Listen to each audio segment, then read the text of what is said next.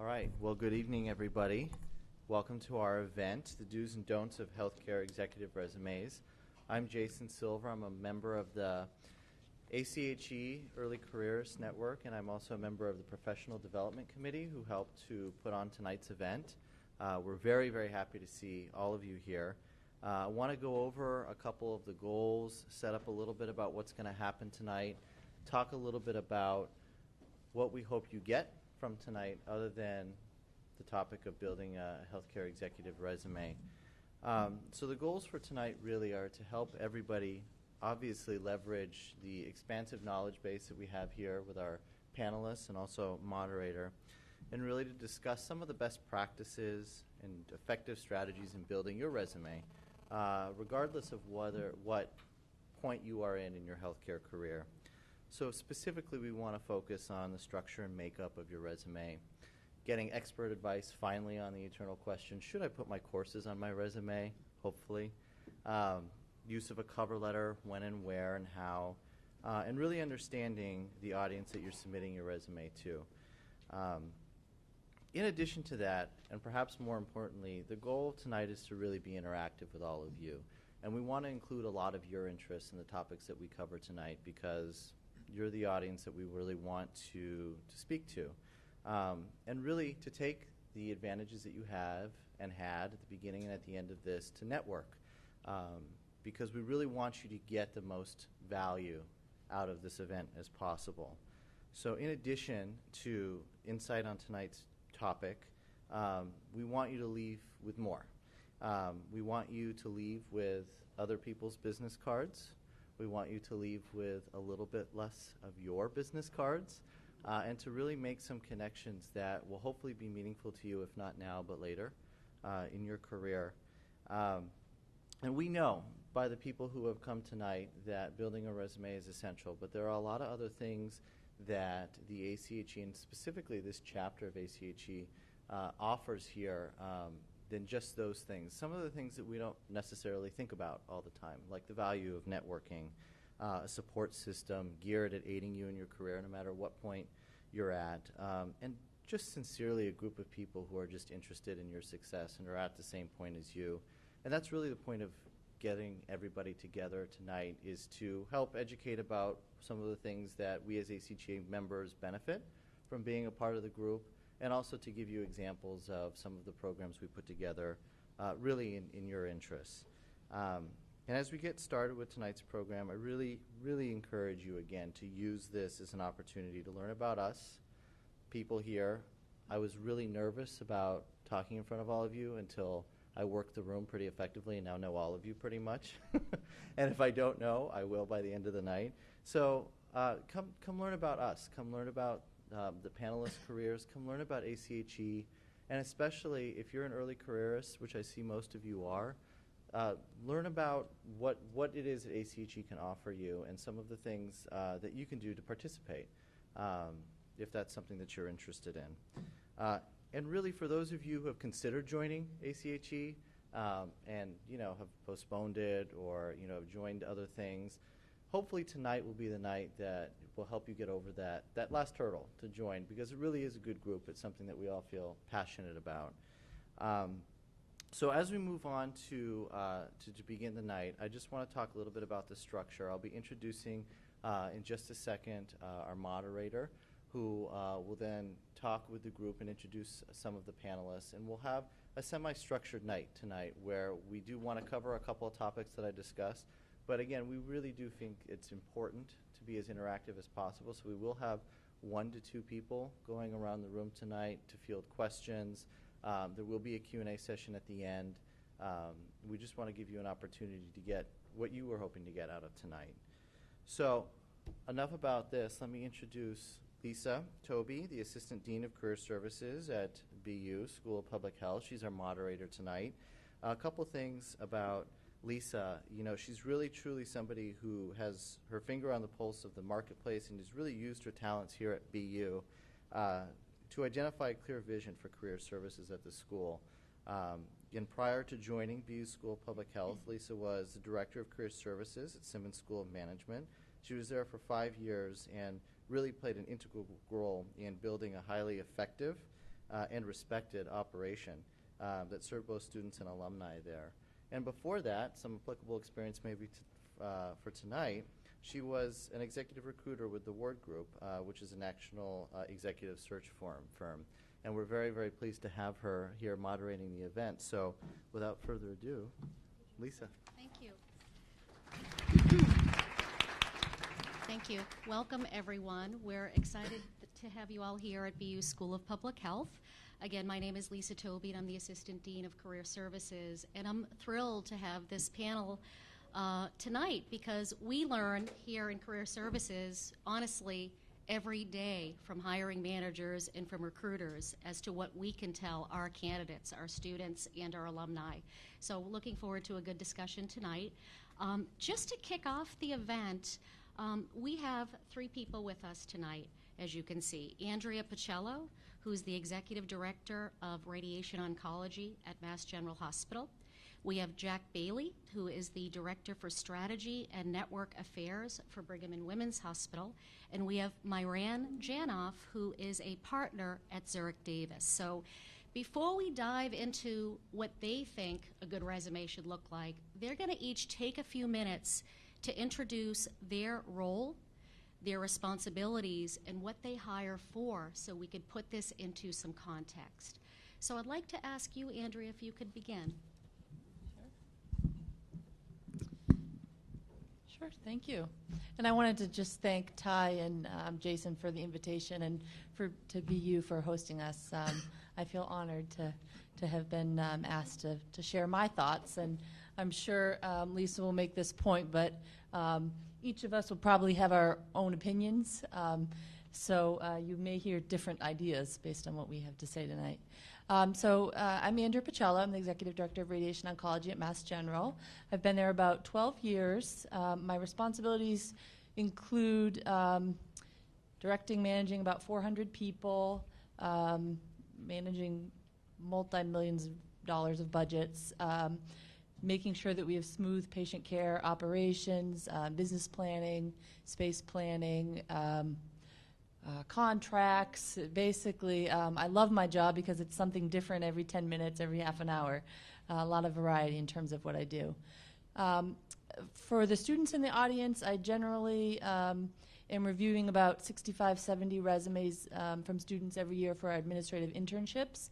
So just completed that process for this summer.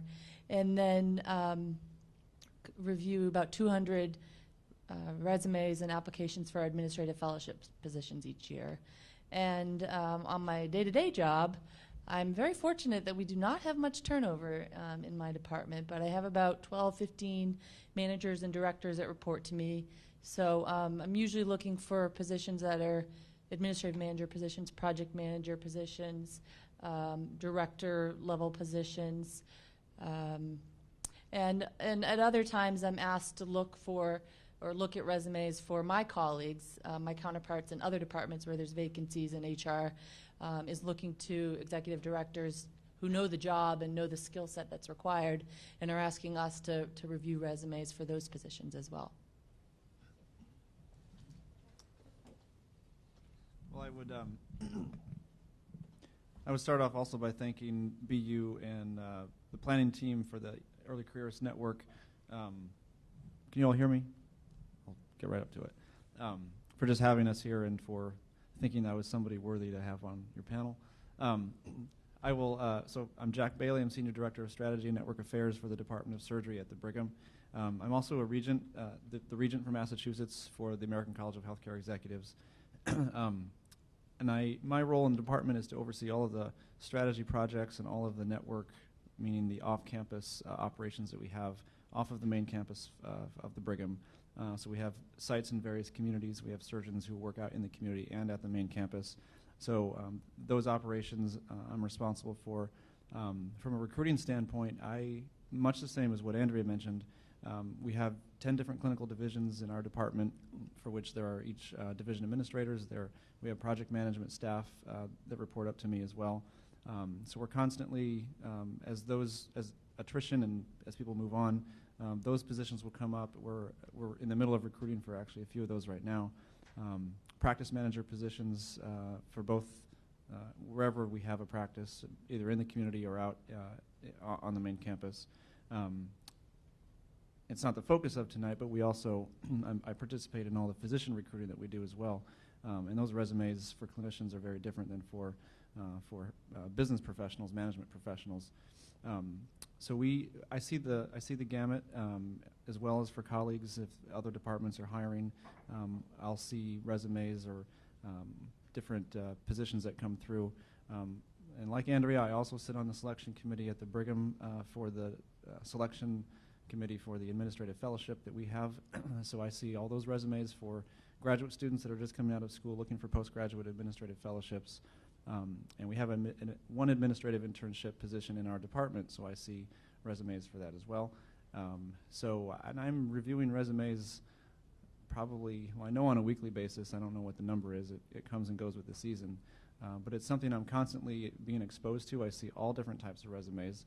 So I guess the credentials that I can bring to this discussion tonight is from the variety of resumes I've seen over the years, and what I know I look for and what I think works and what I know from some of my colleagues. And so I hope to share that with you tonight. I too want to thank you very much for having me.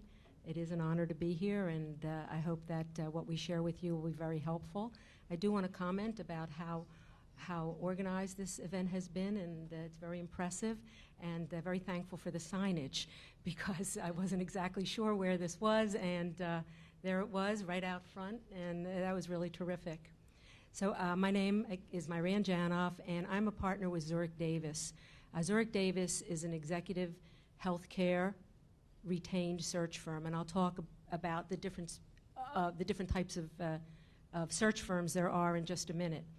And we've been in business 27 years, and I've been with the firm for 13 of those 27. We have two divisions. We have what we call our executive administrative division, and those are searches for CFOs and CEOs and administrative directors and department leaders and such. And then we have our physician executive leadership division called ZDMD. And the name says it all. We recruit for physician leaders in the healthcare delivery industry. That is really where we are focused, although we have certainly started to move into the entire managed care field as well. What do I do at Zurich Davis besides, as a partner, help run the organization and talk to people about the work we do and the searches that we do, and convince people that we're the best firm to do your search for you? We do a great deal of reviewing of resumes. I lead many searches and work very closely with my colleagues at the organization to look at very different types of resumes. So you can imagine that I'm looking one day at a physician leader, and the next day I'm looking for an administrative director, and then perhaps later in the day CFO, and so it runs the gamut. We do searches for all different, mostly our searches are for different positions, but they tend to be director on up. So that's where we are. But it doesn't matter whether you are you're starting out in your career with a resume, or you're looking for a CEO position. Your resume has to appeal to the people that are looking at it.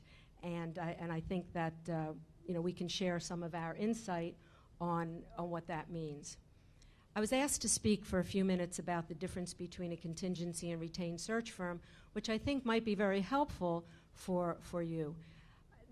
There is very different businesses. People think contingency, search is search, but it really isn't. In fact, people sometimes call us headhunters. And we don't agree that we're headhunters in the retained search firm business. I'm not sure how the contingency firms feel about that, whether they enjoy being called that. But the contingency firm represents the candidates. So a contingency firm's goal is to have as many candidates on their docket as possible, so that when somebody calls them for a position, they will have many names in their database to send resumes for. And what usually happens is that an organization will call more than one contingency firm. They'll call 3, 4, 5 contingency firms, and whichever firm lands the candidate gets paid. That's really what that's about. And certain contingency firms only represent certain types of candidates. So that is what a contingency firm does. A retained search firm, which is what Zurich Davis is, and which many of the search firms in this area are, we actually represent the client. The client calls us, an organization calls us and says, we need a particular position. Can you find that position for me? And we act very much as consultants. So it's an exclusive. Nobody else is looking at this position in this particular organization, but the retained firm that has been contracted to do it. And then we go in there and do a complete assessment and work with the client. Sometimes we help them develop the position. Sometimes they'll call us and say, this is what we think we need, but we're not exactly sure. And usually the senior level positions are where they ask for a retained search firm. So it's a little bit different, and I think it's important for you to know whether it's if a recruiter calls you, to know whether they're a contingency firm or retained search firm. It's very important for you to know that. And you should understand the rules of the game with a contingency firm. So perhaps you have your name in 3 or 4 firms, and one firm calls you, and then another firm calls you, and they have the same position. You need to find out what the responsibility you have as a candidate for a contingency firm. Retained search firm, you don't have those same issues, because we pick people out, and we won't have the same person in 3 or 4 searches. They're only going to be in the search that we have indicated. So that's the difference between contingency and retained. Thanks, Myran. That was actually a very helpful description. So we heard that these are hiring managers of interns, new graduate level positions, middle managers, executive level. Interesting that they're looking at all levels of candidates for their searches. As Andrea mentioned, you may hear some differing opinions tonight because resumes can be a little bit subjective, but we're hoping that we're going to get some key themes for you all to take away. So I'd love to start to ask the panel, so you get all these resumes, you're hiring all year long, what are the resumes that make it to the top of your pile? So who would like to begin? What makes a resume jump out for you? Okay. So I think sometimes, particularly students, new grads, they get fixated on the formatting of the resume. And honestly, formatting, order, none of that makes any difference to me. I can, as long as things are organized, I can find what I need. But really, for me, it's the substance. And I'm generally looking for people who have worked in a hospital before, or if they're students, at least have volunteered in a hospital, have set foot in a hospital before, have some healthcare experience.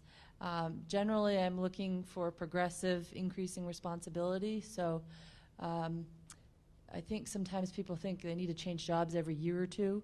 And actually, that sometimes is a red flag, because I'm more interested in somebody who has been deemed valuable by their employer and been promoted, or at least given increasing responsibility over time. To the extent that people quantify what they're doing, either in terms of numbers, dollars, that's very helpful. I think that's I'd written, and I guess the last thing I would say is Mass General is a very complicated environment, very matrix organization, and I generally am looking for people who have had experience in complicated organizations.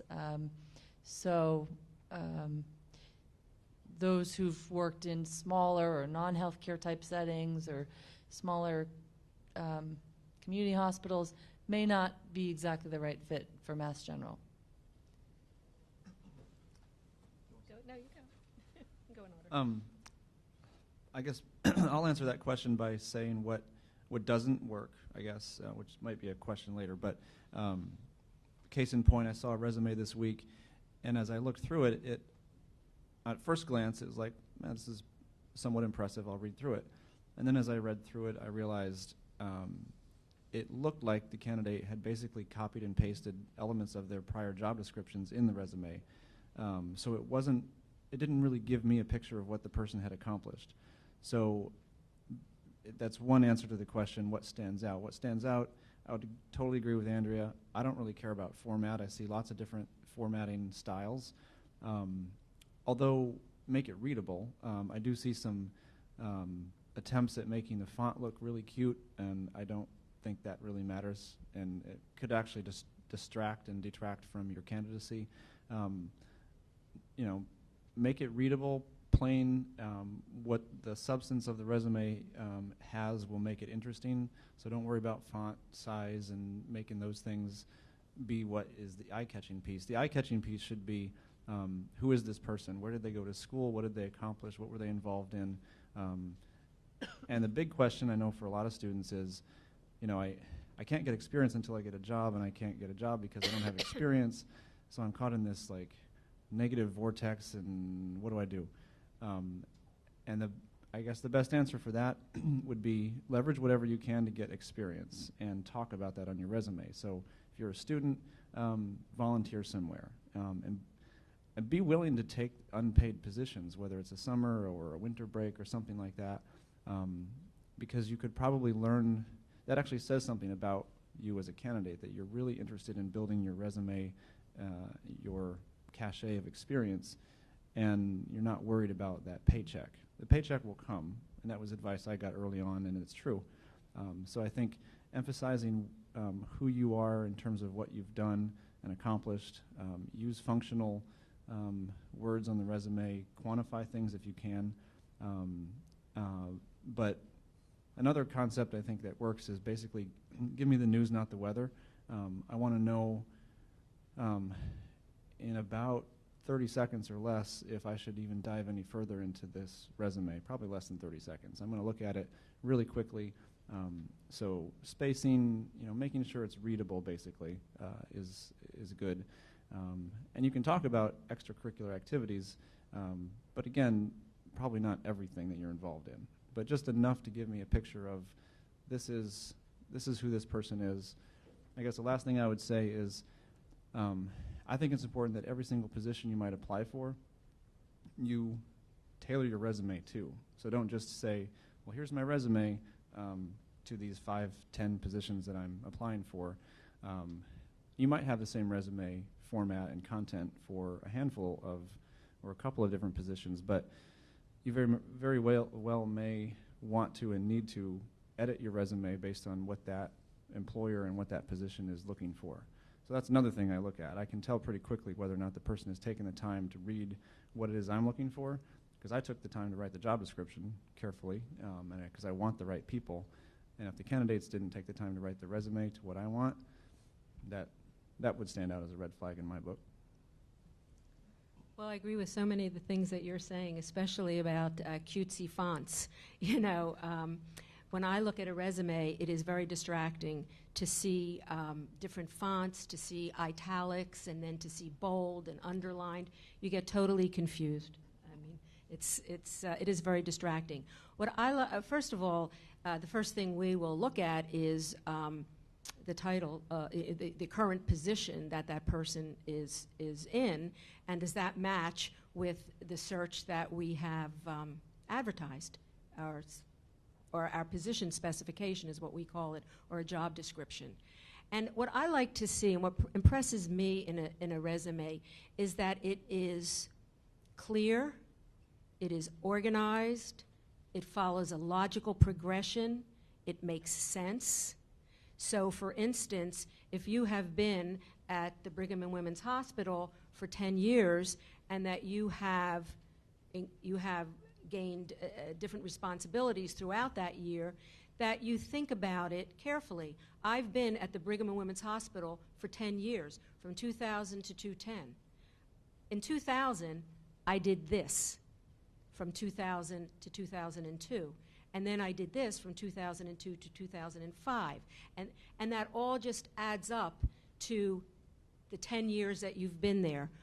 Very often, if you look quickly at a resume and you see 2002 to 2002, 2002 to, immediately you're thinking, oh, they've only been at every single job for 2 years. And then you have to go back and say, oh, wait a minute, this was at one place, or this is the same organization that merged, or this is the same organization that was bought by another organization. And it takes you a long time to get through that. And so my advice that as that happens to you, I know that you're young in your career and you're not going to have that progression. Maybe you won't have as much of a progression as many of the candidates that I see, but think about that. It's got to be logical, organized, clear, and succinct. And just give it punch. Just say what you want to say as elegantly as possible without a bunch of adjectives and adverbs. And I don't know if you want to talk about format right now. I mean, I just have my thoughts on that, or do you want to? I think it would be great. Okay.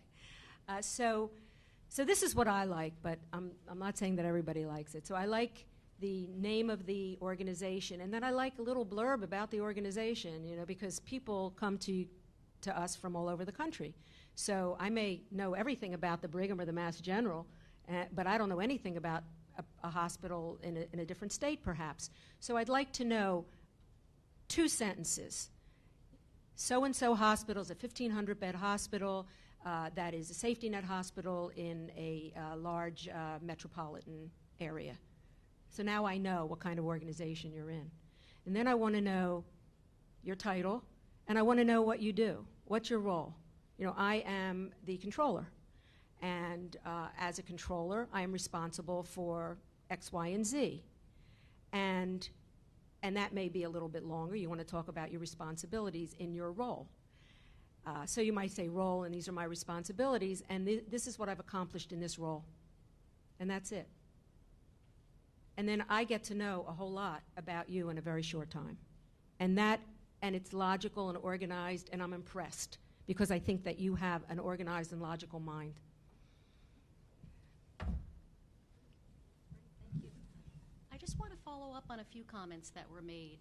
Curious about job hopping, because a few of you have mentioned not seeing a long time in a company, and is that a red flag? So Andrea, you mentioned 2 years. You sort of want to see progression. You want to see accomplishment. So 2 years may not be enough. Myran, you commented it in a little bit different way. Times are changing. There was a data point that came out by the Department of Labor that the average American will now change jobs 14 times in their career. That's a long time. So in your opinions, what is a good amount of time that a person should stay at their job? Because that does come across in a resume. Can you comment on that?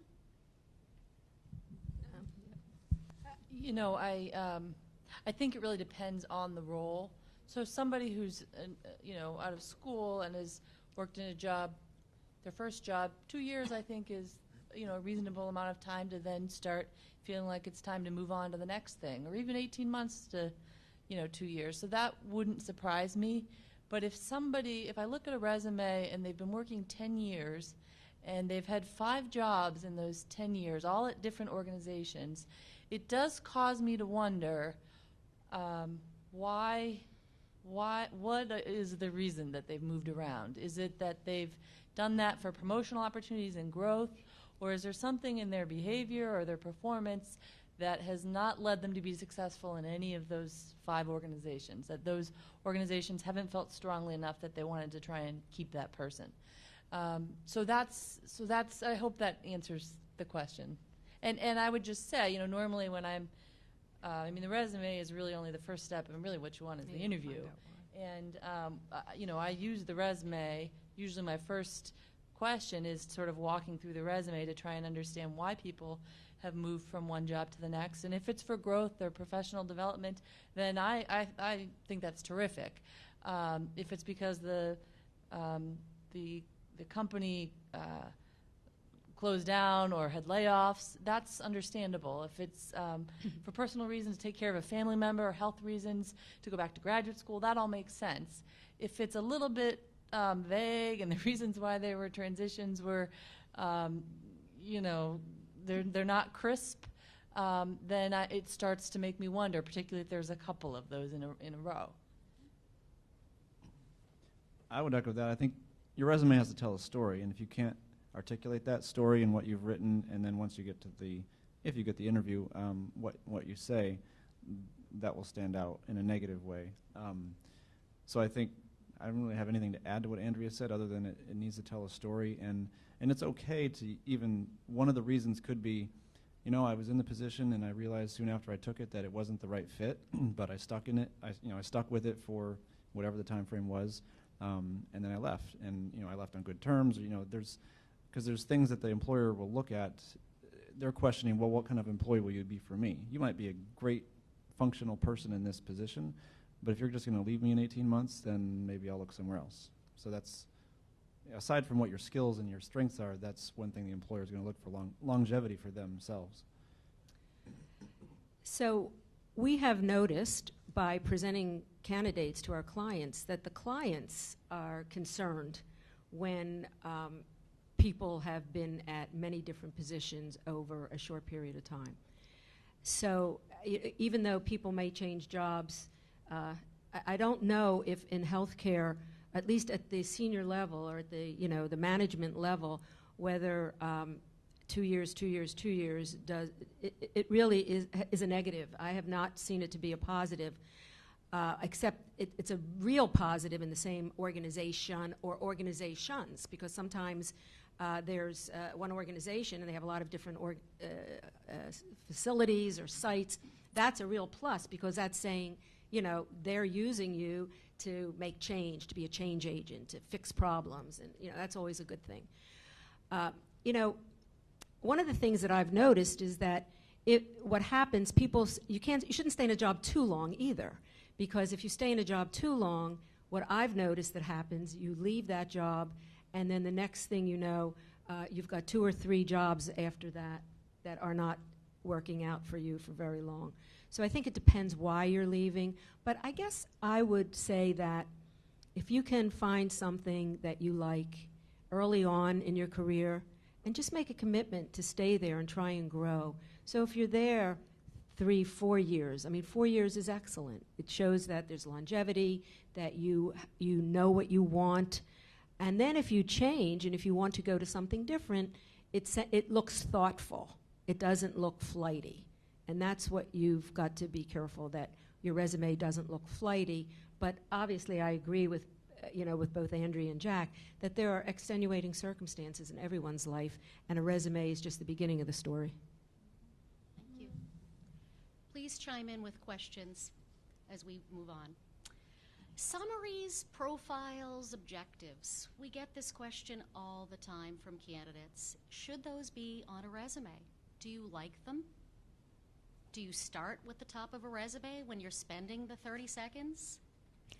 Can people comment on that and give some advice on that? Right, I'll comment on that, just because I really don't care about summaries, objectives. At first, I don't. I have to be honest with you. Your resume is telling me a story about yourself, and whether you put a summary or you put an objective in there, I'm not going to judge the resume based on that. That's just my personal opinion. I like to look at the meat of the resume, and then if it's really a resume that I'm interested in, then I'll go back and look at, does this make sense? Is this where this person wants to go? But I don't lead with that. It's not the most important thing for me, an objective or a summary.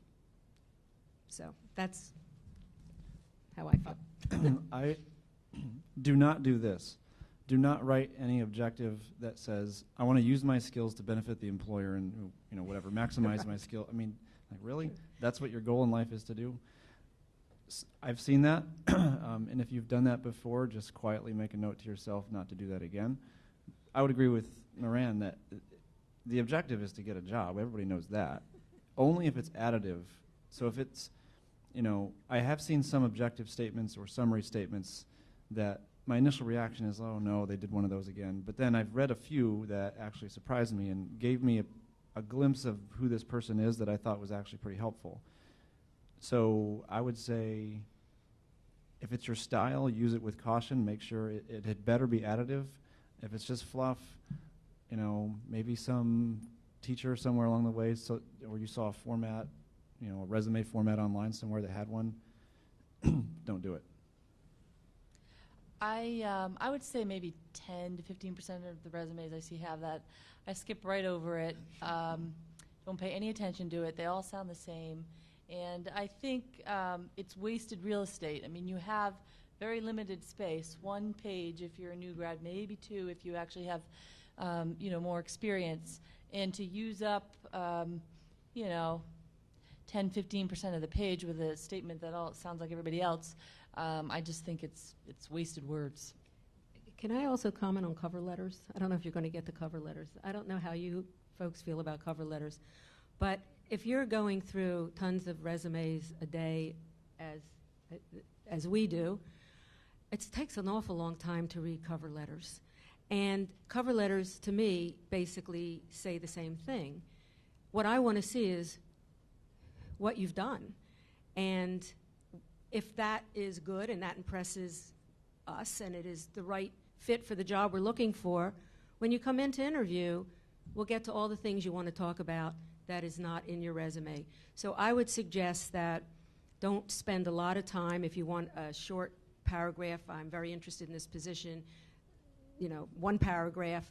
Most of the recruiters in our office, they don't read the cover letters. And again, it just takes up a lot of time. You say who you are, what you do in that resume. Yes. So I have 2 questions. So I know you had just discussed a little bit about, especially new grads, having that 1 page. But I guess then at what point in our careers does it become okay to have, a couple more pages? But then when does too much become too much? So that's my first question. And my second question is, and I think also one of the big fears, especially with MatchGet and Brigham, and a lot of these places, is that, a resume that's submitted, especially, online, could be lost in the fold. And so, something that just as a student, is always encouraged to always, to send a follow-up about a week or so later. But then when does that become too much? And so what, I guess, is an appropriate timeline? Do I need to repeat this question, or do people here repeat? Okay, so the first question, I think I have it, was, when you're starting out, a student, a new graduate, ideally a 1-page resume is what would work. When is it okay to start going to 2 pages? At what point in the career, in your progression, should it be longer? First question. And second is that famous black hole. You sent your resume, you never heard back. We all talk about you should follow up, networking is key. What is follow-up etiquette? Would that capture it? Okay, so I don't know who would like to start. Maybe because you deal with the young grads. I'll answer your follow-up question. It never hurts to contact the person you submitted the resume to and ask them where they are in process. If you're getting vague responses or no real response, then they've probably moved on, or maybe you're not a candidate. But I would say whenever you're searching for a position, HR is the gateway into the organization, but it's not the hiring department. If you can find out who the hiring department is, do that, and because the best way is to make contact with that hiring manager or somebody who's familiar enough with the search. Large organizations, any academic medical center, they're going to have a centralized HR department that is not going to know specifically. I often find candidates myself, even though we post the position through HR, and I'll take the resumes that come in off the website, but I oftentimes do my own recruiting. So That's often the time, that's how that works in large organizations. Smaller organizations, HR is going to be probably more of your best friend. I mean, they're going to be probably a little bit more responsive. They're going to know more about what that hiring manager wants. You may even be in touch with the hiring manager. So it really depends on the organization, I think. But etiquette, it doesn't hurt maybe a week or two later. And they might give you, it might be very clear what the expectation is, what their process is. So it doesn't hurt to ask, but I wouldn't, obviously don't pester them. Second part first, too. I would say from my own personal experience, and this was a point that I wanted to make sure was made at some point, aside from my initial job at MGH as a fellow, every other job that I've had, it hasn't been my resume that's got me that job. It's been my network. And so going to events like this and participating in ACHE and other networking events is really, sorry, this keeps fading in and out, is really, I think, more important than, what the resume contains. So that's the first thing I would say. And I would say the vast majority of people that I have hired in, say, the last 10 years have not come via the online website submissions. It's usually through a network. Somebody has referred them to me, or I've met them previously because they came and talked to me for an informational interview, or I knew them a couple of years ago when they were in a different role, or I met them as a student when I was the regent, or there's usually some prior connection that makes me take a second look. Not all the time, but often. So the networking is very important. To your first question, I would say, if you've had 6, 7, 8 years of experience, potentially 3 jobs, have been, had leadership roles or other activities, you can envision that the resume would start to get longer than a page. Sometimes I see resumes of students, for example, who still have high school activities on there. And I would say, if you've gone to college, if you've gone to grad school, if you've still got high school activities on there, it just sort of leads me to wonder about the maturity of the person applying. And I would say that's true the further on people get into their careers. If they have 10 plus years of experience and they're still including their experience when they were a student, the same question start to kind of come up in my mind. So I would say, as you progress in your career, you still want to keep the resume to a manageable length. I would say 2 to 3 pages max. After that, people aren't going to pay attention to much beyond that. Just a comment, because we tend to deal with people that have been they're experienced people. They're in senior management, middle to senior management. I never see a one-page resume, and it's almost impossible. How would I ever be able to understand where they've been and where they're at with one page if they've had 20 years experience? It's almost impossible. So, certainly you may start out with one page, but if you are, again, succinct, clear, to the point, organized, it doesn't matter. Somebody had a question. Well, I had a question, but I wonder if we want to get to the. So this is for Myron. You were talking about saying, this is my role, these are my responsibilities, these are my accomplishments. I just if I'm understanding correctly, my resume is bulleted, and yours sounds a little bit more narrative.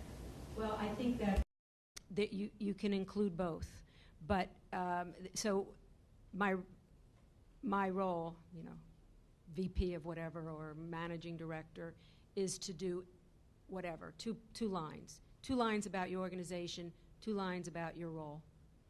Then your responsibilities can be bulleted. Don't do every single thing that you do, but choose the top 3 first.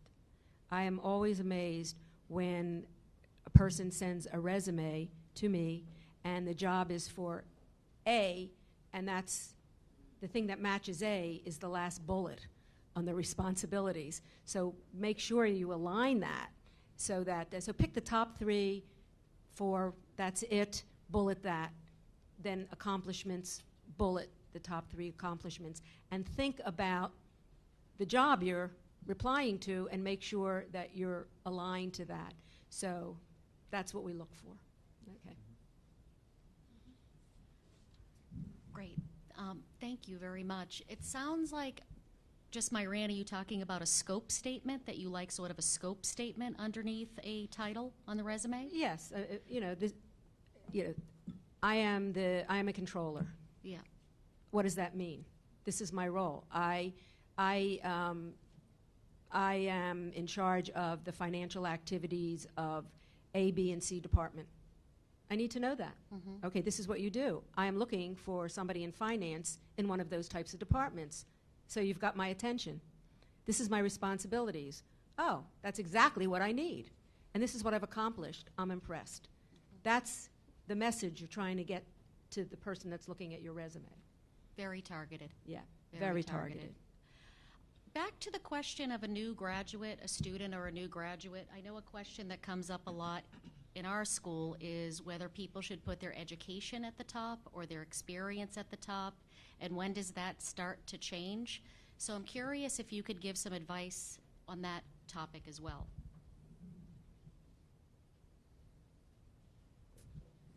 It doesn't make any difference to me. I'll find education either way.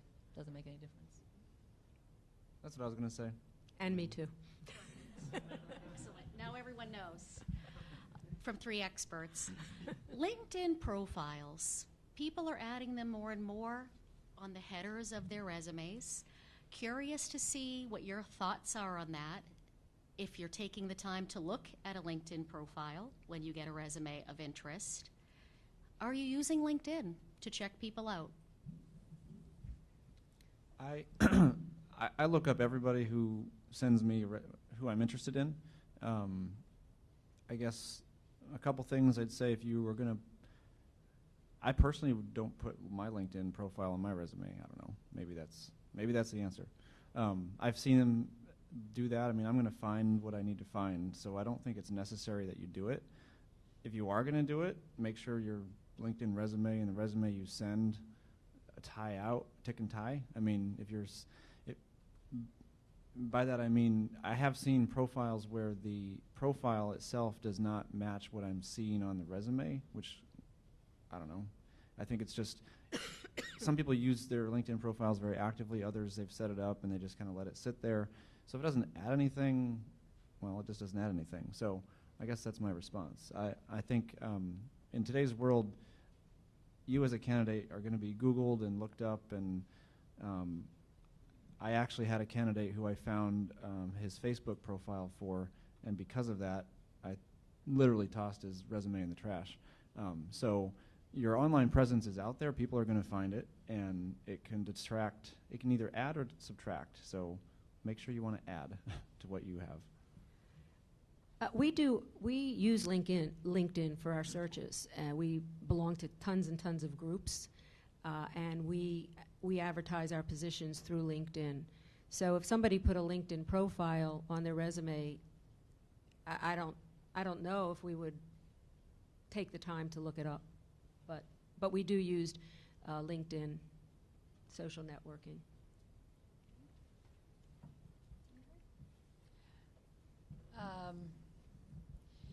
I'm personally not so much of a social media person myself.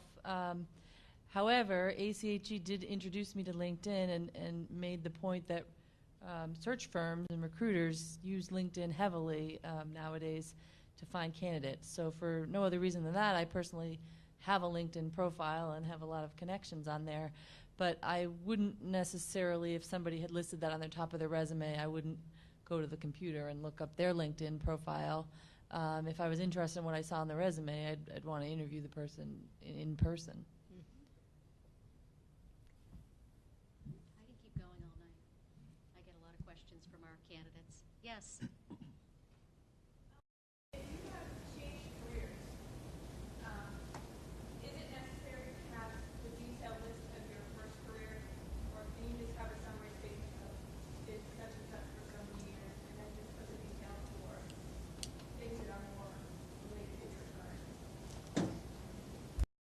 try to repeat the question for career changers, advice.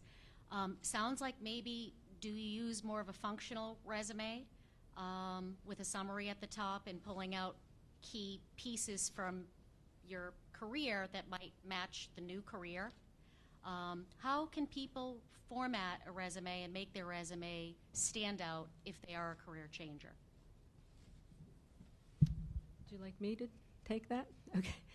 So if somebody sends me a functional resume and there's maybe I see something I like in there, I'll tell them that if they want me to consider it, they've got to get me a real resume. Because, it's just, I just can't present a person on a functional resume. So I find them detrimental, not helpful. But I understand what you're saying. If you have, you're on your second page, and do you put the same emphasis on the older jobs, the earlier jobs? No, you don't. But you do something in the same format. Whatever you do it each and every position. So you may have your current position, you may have 4 responsibilities, 4 things you want to tell me about that you do, and 4 key accomplishments. One of the later ones you may want to do just 2 and 2, but key ones. So I can see, this responsibility led to this, led to this, led to that. And then you bring the punch to your current job. But I suggest that however if you format it that way, that you format every position you have in the same way. Don't change it because it gets confusing. Okay? Does that answer your question?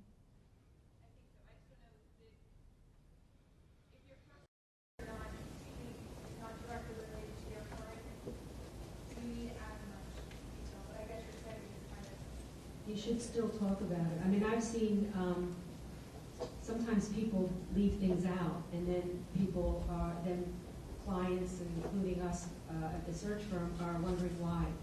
Was there something you didn't want to tell us?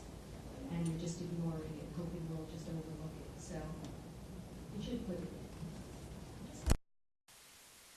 in. So if you're changing careers, how much detail should you have on your resume about the old career? So if people want to also add to Myrian's comments. Yeah. I realize your question isn't about the functional resume, but just to follow up on that, I too hate functional resumes, and I've received sometimes resumes without any dates, and that to me is a complete red flag. It suggests to me that the person is trying to hide something in there. So to me, that's not really a resume.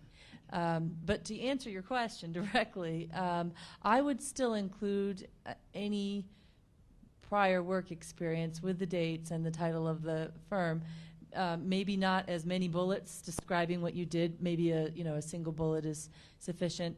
And you'd be surprised at what prior experience actually is relevant, and I think it's maybe incumbent upon candidates to try and make it relevant, even if it's not in healthcare. If there was some managerial component to it that you could try and emphasize if you're looking for a healthcare management role, if it was clinical experience, that becomes relevant later on. So I would definitely still include it. To me, that suggests that it's somebody who has been working, professionally for a long time. I guess the only thing I would add is to echo what Andrea said. It depends on the, I guess, the drasticness, if that's a word, of the career change. I mean, I don't mean this in a negative light. I'll pick on the fashion industry. If you're changing from the fashion industry to healthcare, people would probably think, wow, that's a totally different jump. But I think the point is, whatever you did in your prior career industry, whatever you worked in, you learned certain skills. So talk about it in that way. Fill in those gaps so that we're not guessing, what happened in these 5 years. I don't see anything. And tailor it, like Moran said, tailor what the individual who's hiring wants to see, and that did you learn a specific skill that makes you a very unique candidate, emphasize that. And it might have come from another industry position that you may have had. What are some skills for some of your positions? You've talked a lot about project management positions, practice management positions, administration. We're not talking about clinical. So what are skills that people should really be hitting you over the head with on their resumes that you're looking for? Full of people. That is, I'm usually looking for that. Skills in managing complex, navigating a complex organization, are important to the extent that the person has worked with physicians. I'm usually looking for somebody who has some experience working with physicians, or at least clinicians. Obviously they're not a clinician themselves, but that they know those role groups do and how to interact appropriately with them. Financial skills sometimes, it really depends on the role and how important that is for the particular position. So it varies depending on the position. Yeah, I would say emphasize the skills that are in the position description that you saw that attracted you to the position, because it really does depend. And there's going to be hybrid roles where we might want someone that has some operations experience but also is familiar with analytics and knows how to spin numbers, and so there's, I guess it really depends, but it should be clear in the job description that you've read, and if it's not, then I don't know, do your best. Can I just add one more? I really what I'm looking for, if I look at the overall big picture, I'm looking for leadership, and that's true of even students who have no experience. I'm looking for the fact that they've been involved in their school activities, that they've maybe served on a committee or even led that committee, served as president of a organization, founded something, initiated something, took really was a leader in whatever their role was. And I think you'd be surprised that does come across in a resume, that this is somebody who is self-directed and has taken initiative and taken charge of their career and their professional life. And those are the types of people that excite me, because I see them as people who have ambitions and who are going to be able to, who are smart and will figure it out and can, often when I'm hiring people, I'm not necessarily looking at them just for that role. I'm thinking about their long-term potential and growth and development. So I'm thinking, is this somebody who could do this job now, but really even more importantly, is this somebody who I could see growing and developing and continuing to add to their responsibilities and portfolio? Is this somebody who eventually could do my job or my boss's job? I mean, that's really the type of person that I'm looking for. Well, I was going to say exactly that. That is exactly what we look for, people that have leadership qualities. And many of the people the positions that we are assigned, the person has both technical skills and leadership skills. So all of you, I am sure, will have some technical skills. Either you'll have clinical skills, or you will have financial skills, or you will have analytical skills, and all that is well and good, but what you really want to be is a leader, someone that can inspire and motivate people. That's really where you want to go. Questions? Yes. How should you account for gaps? Say you take some time off to raise children, or you are an employee, or how should you account for those gaps so that you aren't leaving the question? The question is, how should people account for gaps? If they've taken time off for family reasons or other reasons, how can they account for that in their resume or maybe in a cover letter? I think I don't know what the other panelists might think. If I see a gap of 1 year, but surrounding that year is a pretty solid history of experience, that's not going to be as much of a concern for me. But I would answer your question by saying just account for it on there. I mean, you don't have to say much, but if you took time off to raise a family and just put that time frame, like, for these 10 years or whatever, I was a stay-at-home mom, or however you want to phrase it. But certainly if there are things that you did during that time frame that's relevant to the industry you either left and came back to or are going into, you can talk about that, whether it's volunteer activities, other things like that a lot of people do remain involved in. So I would just put it on there. But, very briefly, it's there. But I would agree with that. I think you should let people know what happened between 1999 and 2002. Maybe you've gone back to school. And, I notice on many resumes in the education, they'll give the year that they went to school, and then I'll be looking at their resume and there's a gap. And you'd be surprised. We're looking at a whole bunch of resumes, so thinking, oh, what is that gap? I mean, you're not going to remember that gap was because you went to get your MBA. And I would love it if people would just put graduate studies at such and such, even see below, from such and such a time to such, and it just goes, and it just flows so much better, and you can just pick up on it immediately.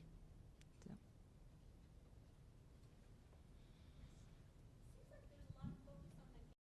Looking at what's the meat of the resume, I mean, gaps can be explained in an interview. I guess to sit there and put, that you're in a career transition, that you started to raise a family, that you relocated and were changing careers, in a resume that has a lot of meat in it, of say 25, 30 years of experience, seems to me that the focus should be more on what are the skill sets somebody's bringing versus somebody was off for a year. I guess I'm trying to understand why the focus is looking at the gaps. Well, they're trying to capture it. Good point. So why are we focused so much on a gap when somebody may have brought years of very substantive experience? Shouldn't the reader be more focused on the substance of what the person has brought outside of the gap? Or is the gap a red flag if it's not explained? well, I would agree with your point. I think that, and that was the point I was trying to make. If I see a minor gap, it's not, the focus isn't on the gap. It's if there's holes in the resume that the answer is either just unclear or vague, or those are the things you want to avoid. But I mean, life happens to people, and there's going to be gaps. But it's how you craft the whole story, the resume. I think that's the important piece. I think it would be naive to think that if you had 10 years experience and then there's a whole gap of 10 years and then you have another 5 or 6 years experience, that people aren't going to ask you what happened in those 10 years. I mean, what people are doing is evaluating whether or not they want to take the next step with you. That's what your resume is doing. Do I want to take the next step with you? Now, if it's school, family, anything, that's fine as long as we know what it is that happened so that we can say, that's okay. We want to take the next step because the meat is there. It's a great resume, and now we know why there's a 10-year gap. Makes sense. I can tell you why I pay attention to the gaps. And again, it's not the primary thing I'm looking at, but it is something that I'm attuned to. I want to know that the person is committed to their career and to the field, and that they're not sort of jumping ship willy-nilly. So that's one reason. The second reason is I want to understand what they were doing during that time and make sure that it was, well, essentially that they weren't in jail or something else. And you'd be surprised. I actually asked one candidate one time about a gap in their resume, and fortunately they were honest, and they had been in jail, believe it or not. And that's obviously an extreme example, but there are some situations that people explain back that you say, that may not be the best fit for this environment or this role. So I guess I would just say, if you do have those gaps, be prepared to be asked that question. And if it's because you, we're looking for a growth opportunity, there's something about the job that just wasn't the right fit, and you decided that you wanted to, focus on finding the next thing while not working at the same time. I mean, have the ability to say that crisply and succinctly without throwing your prior job or your prior manager under the bus as you do it, because I'm also listening for those types of responses. But if it is for school, if it's for health, if it's for family, that's completely understandable. That's not a red flag at all. And in some ways, I see that as a green light, that this is somebody who, recognizes that there's priorities other than just work. So let me come back on you. A lot of those are personal. Do you really feel that they should be a bullet on a resume, or they should be left for the interview discussion? I personally put that on a resume. I would include, if there was something that I thought would attract attention, if it's a couple months here, a year here, I wouldn't necessarily draw attention to that. If there's a several year gap in there or a few of those, I would probably then use a cover letter to try and explain some of that briefly and succinctly. Other than that, though, I agree that cover letters, I don't pay attention to cover letters really at all, because they all sound the same too. Unless there's something very unique or specific that you want to draw attention to, then I think a cover letter has its place. I'd like to just say one more thing about that. When you say, you mentioned, isn't that something that I should discuss at the interview? But the purpose of a resume is to get the interview. And then you can expand even more. So it's important that the resume doesn't have red flags on them. And if there is a large gap with nothing there, it is going to be a red flag. And if we have a whole bunch of other resumes that are pretty good and they look as good as your resume might look, and there isn't a red flag, then that will be put aside. So the goal of your resume is to get the interview. Yeah, I mean, red flag, question mark, I think it's if you leave the hiring person guessing, what Myran mentioned is going to happen. It's a competitive process, and you might get cast aside, and then if enough good ones stack up, then it might just be overlooked. So just don't leave the person who's looking at them guessing, I think is the point. I wanted to ask a question about the cover letters. So I know that you've all pretty much said that they're not that important and they all stay the same. But on most, internet job applications, there is a spot to put a cover letter. So should we still be submitting cover letters, and should we really take the time to tailor it to the position? So the question is about cover letters. Our guests are saying that they read them, yet a lot of job descriptions require a cover letter. Should people take the time to tailor cover letters if they're just not being read? There are going to be positions that are clearly asking for you to submit a cover letter, and I think when that happens, do it. But do it carefully. Do it with the guidelines I think that we're talking about here tonight. You don't need to go into that much detail. Keep it succinct. It should really only add to your. This is a bad analogy, but if you get a cake that has way too much frosting on it, it kind of ruins it. So make sure it's just enough, I guess. Bad analogy, but that's the way I would think of it. It should, because a cover letter serves several purposes. It shows that you know how to write, put thought together, that you can say what you need to say very clearly, especially in a management position. That's going to be one of the functions that you need to do. So it's an opportunity, and if they ask for it, I think do it. But not everyone's going to ask for it, so you may not want to do it in every situation. I totally agree. It doesn't hurt, but it's not essential all the time.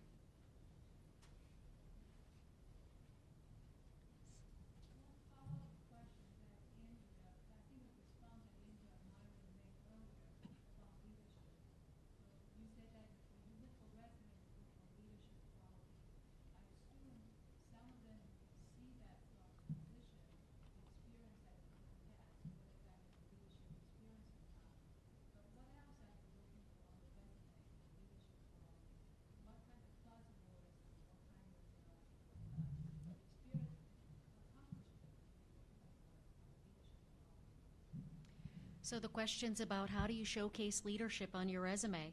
What could be buzzwords that could be used? What are ways that you could really showcase when you've exhibited leadership? I actually think that's, you're asking aside from in your, by your job titles. I actually think that's a great place where the volunteer activities, awards and recognitions, the other sections come into play. And so involvement in healthcare and community and civic affairs, to me, suggests leadership. And I'm not talking just about paying dues or doing something, doing a walk once a year. It's the people who have actually, been involved in an organization substantively for, several years and have had leadership roles. That comes across in a resume, for sure. The other thing I would say is that things like teaching, doing, being a speaker at something, writing an article for something, serving as a mentor for somebody. Often those kind of come out in other sections of the resume. Without having it become too long, those to me kind of resonate. Okay, this is somebody who's taking initiative and is contributing not just to their job, but to the field and to healthcare and society in general. When I look at a resume, and it's not just me, when my clients and I look at a resume that is very technical. Remember I said earlier you're going to be you have technical skills and you have leadership skills. So if everything that you are saying is technical,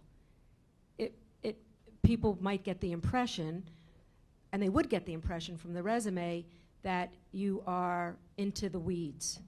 Right? You're detail-oriented, you're into the technical part of your position, and that could discourage a client or even a recruiting firm from assuming that you have leadership. So it's important to show leadership, not just the technical piece that you do. So it's very important what you bullet, what you say your responsibility is. So your responsibility has to show leadership. I manage a staff of, my department is 300 people with, and 10 managers report to me. My responsibility is leadership, leadership, leadership, however you want to say that. And then you put in your technical skills. But if you've got 5 bullets and all of them just talk about your technical abilities, then people will not necessarily say, oh, this is a leader. Now, and I agree with everything you say as well. I just wanted to add to that, you would be surprised how leadership shines through with some of the extracurricular things that you do in your life. Even if it's leading a soccer team. I mean, it just shows that you have initiative and you're going to do these things. But if you just focus on the technical, it's not going to come through.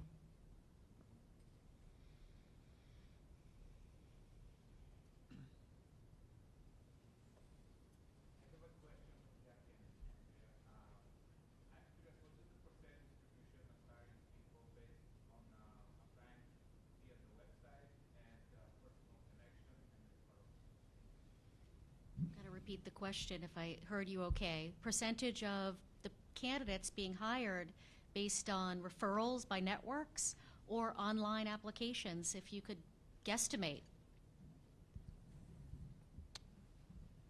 I don't have a percent for you. I'll just say anecdotally, the last 4 people I hired are people that were from my network. And that's like within the last year. So I would echo what Andrew said earlier. It's your network is going to get you your next job, basically. Maybe aside from your very first position where you're brand new to the industry, right out of school, you're really relying on those applications and those online submissions in whatever format they come.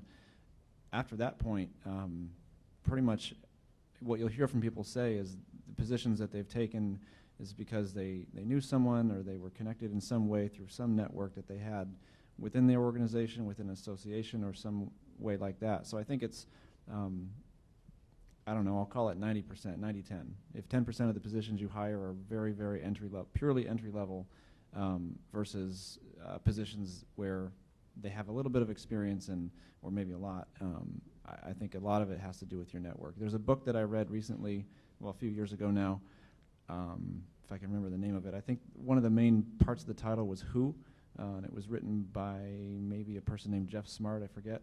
But it was a book that was referred to me by one of our physicians, and it was spot on. It talked about how to find that person, and it's all about sourcing. How do you source candidates? It's your network. You're not going to find it through a pool of, no offense to any HR professionals, but you're not going to find it in a pool of HR sourced resumes that have come in through submitting those online. Yeah, I know this is very discouraging, but because many of you are probably submitting many resumes via the online websites, and nowadays that is how most organizations require candidates to apply. But I would say it's probably 90-10, similar type of ratio. Most people I ultimately hire are through the network, through my network, or usually it's not necessarily even my own network, but it's networking with other people, and they have people in their network that they connect me with. The other thing I would say is in the times when I am looking closely at resumes that have come from online, sometimes, often I would say I do a little recognizance on the person before I necessarily interview them. If I see that they've worked at the Brigham, for example, I might call Jack or somebody I know over at the Brigham and ask if they know the person and what they know about the person. And I've been fortunate, being involved in ACHE, that I know a lot of people, particularly in the state in New England. So often we'll kind of pick up the phone or shoot an email and try and find out a little bit more about the person before I necessarily decide to invest the time in inviting them in for an interview. So even if they've applied online, the network still becomes important.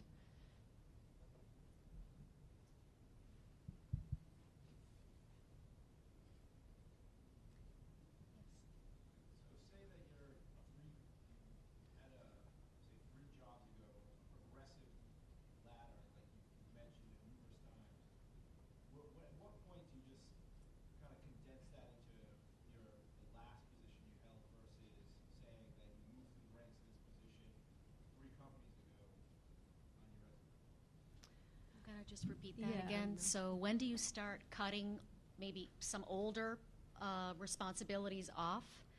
Great question. It comes up a lot. Was there another part to your question as well? No, it's just based on, the ladder. So like you say, you started a company and you are, an assistant, and then you move up to project manager to director, but that was 3 jobs ago. When do you start to cut that down and just leave that as a director? So you've been in a company for 6 years, you've had 3 or 4 positions. Should that part of your resume really talk about your current role, or do you need to go back and talk what you did as an assistant, as the manager, as the senior manager? How does that work? I can tell you that clients love to see a person promoted within the organization that they are in. They love that. They think it's wonderful. They think that here is a valued person that has worked their way up that organization. Certainly you don't, if you were the first job in that organization, you don't have to say too much. Just, what your responsibility was. It's assumed you had accomplishments because now you're at the next role. All right, so this is what your role is, and now you're at the next role. But I would say, unless you're through 10 roles in one organization, usually it's 3. Don't cut them out. I can tell you that my clients love to see that. That's one thing they love to see. I guess I didn't really articulate myself very well. How about companies? So you're 3 companies away from that job. Oh, I see what you're saying. So you had the ladder earlier, and you progressed to a new company, another company, and now you're at your 3rd company since then.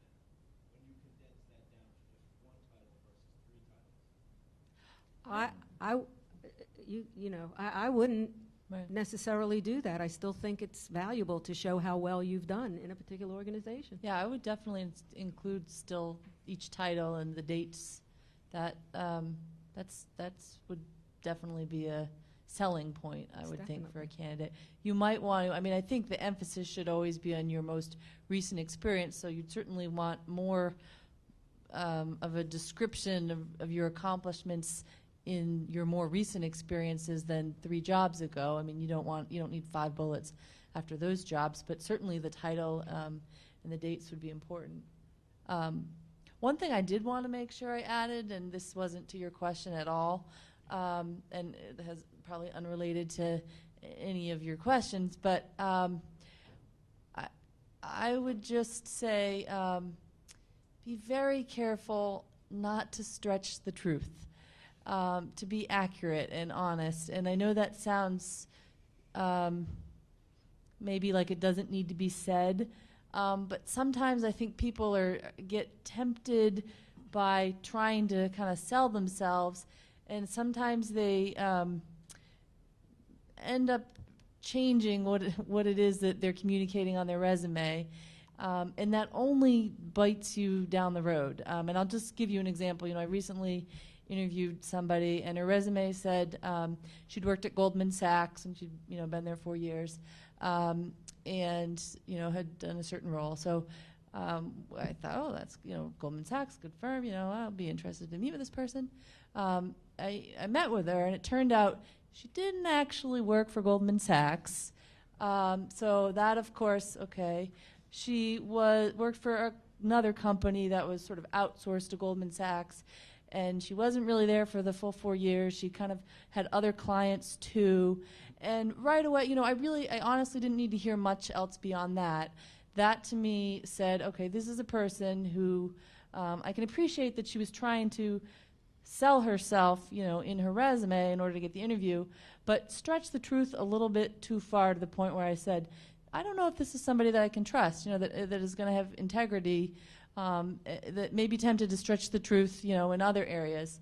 So I would say, who your employer was and who pays your paycheck, and that is the employer that you should list. Your official title, too, I think sometimes people create their own titles because they want to reflect what it is that they think they did. But ultimately, if you're the person I want to hire, and then I call for your reference, and I'm, verifying your employment and your title, and they tell me your title was something else, that again sends up a real red flag, and it causes me to really second guess, is this somebody I can really trust and that I want to hire? And I think, again, it seems like it's so silly and I shouldn't have to say it, but I know that the temptation is there, particularly when you're early in your career, to try and inflate a little bit what you're doing and to kind of market yourself. And I think you just need to be careful to make sure when you're marketing yourself that you're also, being accurate and honest when you do it. One thing I would add is if one of the younger people on our staff, we are very cognizant of trying to help promote people from within. I would be very open to someone saying, hey, you know what, here's what I'm trying to do with my career, here's where I am. I want to make sure, to Andrea's point, if you're one of these people who would like to make sure you phrase correctly what you're saying, if one of my staff members did this to me, I would be very helpful to them to try to say, you know what, I would characterize it this way, or and at least that way, what you're putting down is something that it's out in the open. Like, I know what they're saying, and they know. So if the reference does come back to me, I'll say, yep, that's what they did. I just wanted to also say something. I know this is a young careerist group, and you folks are all, starting your career. But there are a few people here that are more senior, and if you have friends that are more senior and working on resumes, please tell them to put the dates on the resume that they went to school, because when you don't see the dates, that they don't want to tell you how old they are, and that's not a good sign. And if there's any reason that you don't want to put your date, so for instance, maybe you're you stayed home for the first 10 years of a career, and now you're making it sound as though you've just started and you're not putting dates when you graduated school. Please put the dates on. You're not fooling nobody is fooling anybody. We always know why people don't put dates on. That happens to raise a red flag, and I don't know if you agree with that, but it totally raises a red flag. So don't worry about it, you know. I know you're just starting out, so you're not worried about it, but maybe some of the people that you know and some of the more seasoned people in the audience here, don't worry about it. Just tell us when you went to school, when you graduated. It's good stuff. That you graduated. That you graduated. It's very good, and there's a lot to be said for people that have a lot of experience, and that is not a bad thing. I don't know if we have time for one more question. Okay, yes.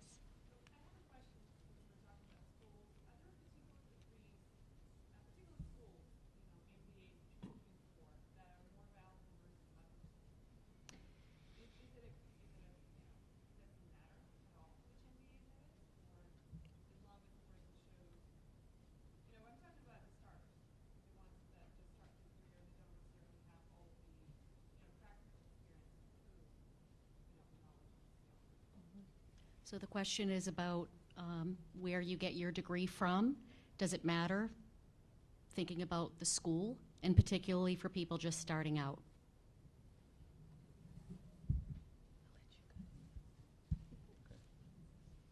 Always looking for students from BU. I don't know how to answer that. Yes, it does. I mean, to be honest, it does. It does. You know, particularly at some place like MGH, where I'd say 80% of the physicians that go to Harvard. You know, we're looking for people who have had good educational foundation. And I wouldn't say, you know, we're necessarily looking for everybody from Ivy League schools, not at all. But there are certain schools that are, you know, primarily online or are really, really fourth or fifth or sixth or 10th tier down in terms of, you know, the rankings. And those candidates honestly wouldn't be as attractive to me as somebody who went to a you know, a well-known and well-recognized school. So I think, you know, most of the schools locally are very strong programs. So I don't think it matters if you went to BU versus BC versus Northeastern versus Tufts. That to me doesn't matter as much. But if you went to the Phoenix online program, you know, that isn't as attractive, I guess I would say. I would agree with that. I think the other component of your question was the type of degree. So case in point, and I know MGH Administrative Fellowship candidates are probably in the same boat. We see MBA, MHA, MPH. We see all those types of degrees. And it just depends on, you know, some MBAs have a really strong healthcare concentration component. You can concentrate in different areas, actually, depending on, you know, whether it's MBA, MPH. So I don't know if, and I get that question somewhat frequently, does it matter what my degree and my post-nominal letters are? I guess in broad brush I would say no, it doesn't. But those degrees are designed for different types of focus areas in different sectors of the industry. On the school question, I think, yeah, it does matter where you go to school. And what I tell people is where you go to school, I mean, first of all, out of your education, you get out of your education what you put into it. We've all heard that. It's true. But where you go to school, it creates connections for you. And, you know, no one's going to argue with the fact that if you go to Harvard or MIT, the connections that you have kind of created for you and available to you are going to be different from people who go to graduate school in a different part of the country, in a different type of school, in a different name of a school. especially in a very competitive healthcare and in working environment that Boston is. Large cities in New York and Chicago and Boston, they're going to be very competitive. So you're going to be stacked up against candidates that are from those schools. So it's just a fact of life. But you'll meet people even in this room who I know didn't go to those big name Ivy League schools. One of my former mentors, former senior executive leader at the Brigham, his background wasn't at one of the big name schools. And so there's ways around it. So it's not a deal killer, deal breaker. I wouldn't worry about that. It's just something to keep in mind. If you're in one of those especially early entry-level positions, where you go to school is quite frankly just going to open doors and maybe open conversations that someone else from another school wouldn't go to. It's just a fact of life, I think. If I can just add one more thing, I think it becomes less important the further on in your career you get to, I would say. Right. Eventually, what you've done and what you've accomplished and what experiences you've had become much more important than the degree or where you went to school. I had a second point, which is evading me right now. Well, I just want to bring up that it often depends on the client. There are clients that only want candidates that come from top-tier schools. I mean, we get that, believe it or not, quite often. So that's what we have to look at for particular clients. But most of the people come from very solid schools, not in the Ivy League or the top tier, but very solid schools. And I think that's the message that is important now that you're starting out, because your career, you may be deciding on where you might go for a graduate school, or maybe whatever type of continuing education you want. So, you have a choice, and since you have a choice, then you should try to go to the best school possible within your ability and means. But I do want to just say one thing, and it probably won't impact on people here. But not everyone has had the fortune to be able to go to college right out of high school, to have families that can pay for expensive educations. Some people had to take stops and starts in their life. I just want to talk about that for 1 minute. And I've seen candidates that got an associate's degree and then worked their way to get their bachelor's degree, and then worked for 5 years at a job, and then went back to school and got their MBA or their law degree, or even a physician, even got a medical degree.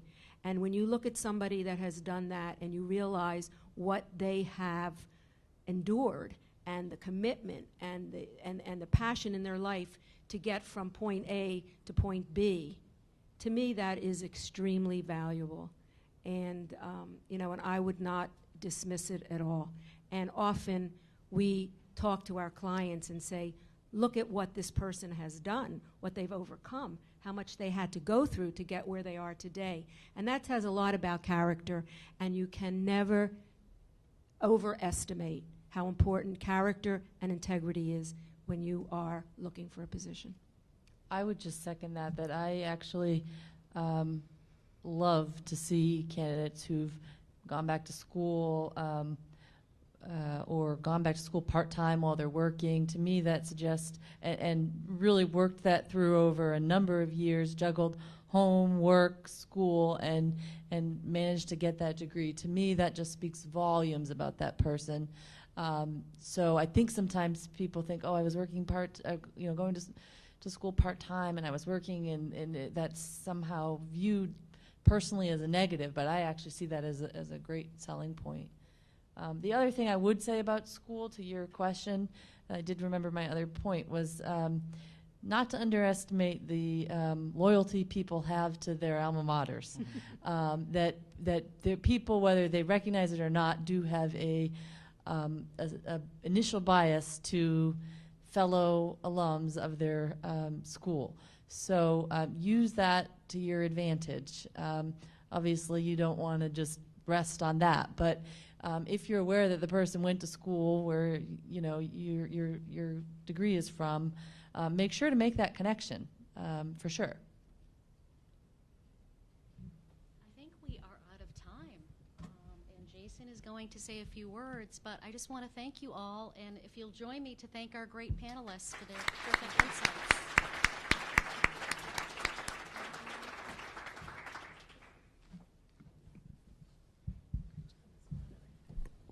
I want to reiterate the thank you to our panelists. I thought that was wonderful and informative on many different levels. I also want to ask everybody to join me to thank Lisa for being our moderator tonight. I think you did a fantastic job.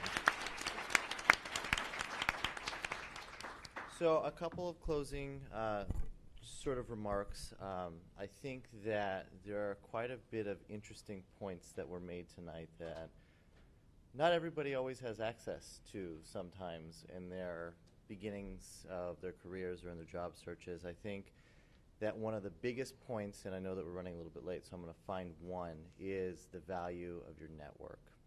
And although this evening was about how to build a resume, I think the fact that it circled back to your network and who you know and who you interact with is testament to how important it is in your career, especially in healthcare, especially in a saturated market like Boston. It's extremely important, and I think it highlights the value of groups like ACHE, the groups like the Early Careers Network, who are really determined to create that value for people in your position. So for all the members who are here tonight, I thank you. I hope you found a lot of value in what we had to offer. For all of you that are non-members, we hope that this helps you overcome any hurdles that you have had. We hope that this is the first of many events for you, for us to get to know you and share in your career goals. I think there's a lot of opportunities out there, and I think that as we continue to have events like this, we're hoping to equip you with more of those tools. One thing that, as a professional development committee, as a group, we've seen in hosting these events is that there are always topics that dock into the night's topic. And what we're hoping for with some feedback from all of you is, could we make this into a series maybe, where we talk about resumes tonight, and in our next event we talk about maybe the interview process, or how to get your resume through that process, since we know that it really has a lot to do with your network. As we summarize, I just have a few thank yous, a few logistical things. We're going to be closing with some networking to end the night. Please, we've asked our panelists to stay and make themselves available, so please do take advantage of that. I think they're all great resources. We want to, first of all, thank BU School of Public Health for this beautiful, wonderful space, and specifically Shannon O'Halloran sitting in the back, who helped us so much. I've gotten so many good comments about the sandwich board signs and everything leading us up to this. That was all Shannon, just everybody to know. And I also wanted to mention a couple of things, and that ACHE has a Congress every year in Chicago that's coming up here in March. It's something that's a wonderful experience. It's a valuable experience. I'm hoping Chicago will be a little bit warmer in March than it has been in some years, but it is something that's extremely valuable, with a whole cluster of courses and networking opportunities that really serve to enrich you in a lot of ways. BU specifically is holding an Alumni and Friends event at the Congress this year, and we'd like to formally invite all of you who might be making it out this year to join us. I know I'll be there, as well as a number of other people in the room. I think it's a great opportunity, and we'll all, part of the professional development group and our panelists and Lisa, make ourselves available. If you have any questions or anything, we'll be here for a while. Thank you so much for coming out, everybody.